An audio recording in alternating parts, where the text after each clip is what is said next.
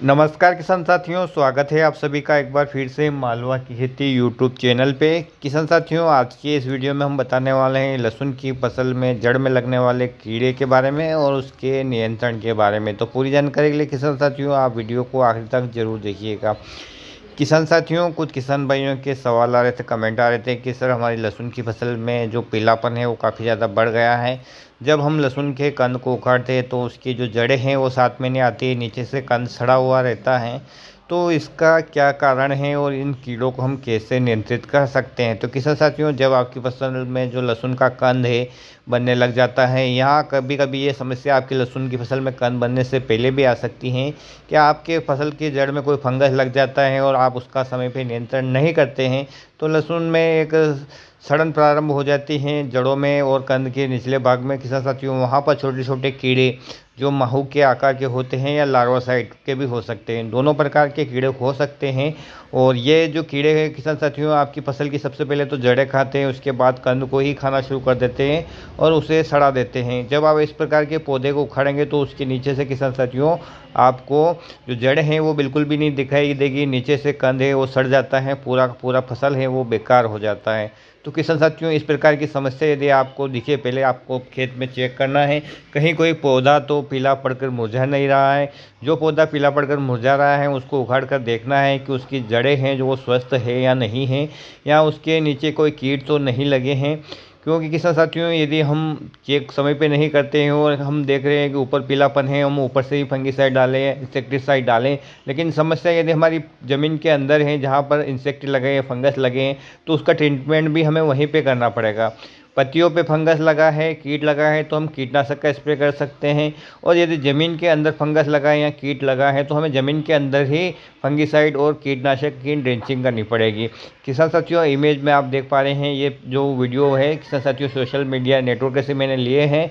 और इस प्रकार की जब समस्या आती है, जब फसल हार्वेस्टिंग की ओर जाती है और किसान साथियों इस प्रकार की जब फसल आप उगाड़ते हैं और देखते हैं तो आपको काफ़ी देर हो चुकी होती है और तब तक बहुत सारा नुकसान हो जाता है। किसान साथियों, भले ही ये आपके कंद बन चुके हैं लेकिन यदि आप इनको बाज़ार में भेजेंगे तो भी आपको बहुत ही कम प्राइस मिलेगा और जो आपकी जो फसल है ना तो बीज के लिए रह सकती है और सब कुछ आपकी जो मेहनत है वो पूरी बेकार हो चुकी होती है।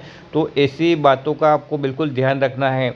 आपकी खेत में घूम फिर कर आप देखिए कि कहीं कोई पौधा पीला पड़ रहा है तो आपको उसको उखाड़ कर भी देखना है कि नीचे जड़ें सही हैं या नहीं हैं, या फंगस तो नहीं लगी हैं।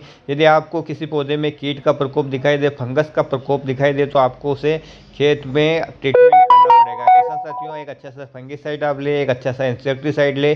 फंगीसाइड में किसान साथियों बहुत सारे फंगीसाइड है जो ड्रेंचिंग के लिए काम में आते हैं। चाहे आप कार्बेंडाजिम मैनकोजेब का जो कॉम्बिनेशन आता है वो ले सकते हैं, चाहे आप रोकोथाइपिनाइट मिथाइल आता है वो ले सकते हैं, आप चाहे आप कीटाजिन है वो ले सकते हैं। और किसान साथियों, कीटनाशक में भी अनेक प्रकार के कीटनाशक आते हैं जो ज़मीन में ड्रेंचिंग के लिए उपयोग किए जा सकते हैं। क्लोरो को आप पानी के साथ चला सकते हैं किसान साथियों, आप इमिडा क्लोरोफिट को पानी के साथ चला सकते हैं।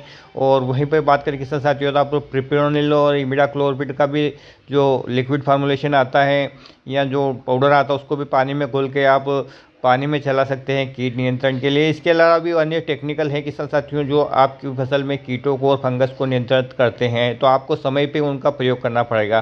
किसान साथियों, यदि आपके खेत में कीट की समस्या है तो आपको कीट के लिए कीटनाशक का ज़मीन में ड्रेंचिंग करना है, यदि फंगस की है तो फंगस का ड्रेंचिंग करना है। लेकिन फंगिसाइड के साथ किसान साथियों आप इंसेक्टिसाइड भी चला लें तो अच्छा रहेगा, क्योंकि जहाँ पर फंगस होती है वहाँ सड़न शुरू होती है और जहाँ सड़न शुरू होती है किसान साथियों वहाँ पर कीट आना शुरू हो जाते हैं। एक बार यदि आपके खेत में इस प्रकार के कीट आ जाते हैं, लार्वा आ जाते हैं, तो किसान साथियों फिर ये ज़मीन में चलते हुए अन्य जो सुरक्षित पौधे हैं उनको भी संक्रमित करते हैं। तो आपको दोनों उपाय करने हैं, फंगिसाइड और इंसेक्टिसाइड पानी के साथ चलाना है। किसान साथियों, ये आपके खेत में समस्या कितनी है, आपका प्लॉट कितना है, उस हिसाब से बात करें। यदि आप थायोफिनाइड मिथाइल ले रहे हैं किसान साथियों तो 1 किलो प्रति बीघा तक आप इस जो पानी के साथ चला सकते हैं। और यहाँ पर इंसेक्टिसाइड की बात करें किसान साथियों, यदि आप इमिडा वाला फार्मूला ले रहे हैं तो आप 500 ml प्रति बीघा के हिसाब से यूज़ कर सकते हैं। यदि आप क्लोरो ले रहे हैं किसान साथियों 20% वाला ले रहे हैं तो आपको 1 लीटर डालना पड़ेगा 1 बीघा में। और वहीं पे किसान साथियों यदि आप 50 सीसी वाला ले रहे हैं तो आपको वहाँ पर 500 मिलीलीटर जो डालना पड़ेगा। तो इस प्रकार से आप यदि कीटाजिन फंगिसाइड ले रहे हैं तो उसका डोज अलग रहेगा किसान साथियों, या आप कार्बेंडाजिम मैनकोजेब का जो कॉम्बिनेशन ले रहे हैं फंगिसाइड का तो उसका डोज अलग रहेगा। आप अपने कृषि सलाहकार से पूछ सकते हैं कि मैं ड्रेंचिंग करना चाहता हूँ, मेरे इतने खेत में ये समस्या आ रही है तो मुझे इसका डोज कितना रखना है, साथ ही आपके खेत में समस्या कितनी है ये भी देखना है। आपके खेत में जो इतनी समस्या है उसी हिसाब से दवाई का डोज रखेंगे किसान साथियों तो आपको परफेक्ट रिजल्ट मिलेंगे किसान साथियों। तो इस प्रकार से आपको अपनी फसल को ऊपर से ही नहीं देखना, नीचे से भी देखना है, उसकी नीचे से भी केयर करना है, ज़मीन के अंदर भी। क्योंकि कई बार क्या होता है कि पौधे की 1-2 जड़ें भी सुरक्षित रहती हैं तो पौधा ऊपर से तो हरा दिखता है लेकिन बाद में एकदम से डैमेज हो जाता है, तब तक हमारा काफ़ी नुकसान हो चुका होता है। और जब नुकसान हो चुका होता है उसके बाद यदि हम ट्रीटमेंट करते हैं तो हमें फिर कोई लाभ नहीं होता है। इसलिए आप जब भी अपनी फसल में किसी भी प्रकार का कोई विकार देखें या समय समय पर आप कहीं पर से कोई पौधे में थोड़ा सा भी आपको हल्का सा पीलापन दिखे, पत्तियां ऊपर की नीचे की, तो कोई एक पौधा उखाड़ कर अपनी फसल की पूरी तरह से चेकअप करते रहें तो आपको होने वाले नुकसान से आप बच सकते हैं। तो किसान साथियों उम्मीद करता हूँ कि आपको ये वीडियो पसंद आएगा। पसंद आए तो प्लीज़ वीडियो को लाइक कीजिएगा, चैनल को सब्सक्राइब कीजिएगा और अन्य किसान भाइयों के हित में इस वीडियो को शेयर जरूर कीजिएगा। फिर मिलते हैं एक नए वीडियो में एक नई जानकारी के साथ। तब तक किसान साथियों ख्याल रखिएगा आप अपना, अपने परिवार का, अपने पशुधन का और अपनी फसलों का। वीडियो देखने के लिए आपको बहुत बहुत धन्यवाद। जय हिंद, जय जवान, जय किसान।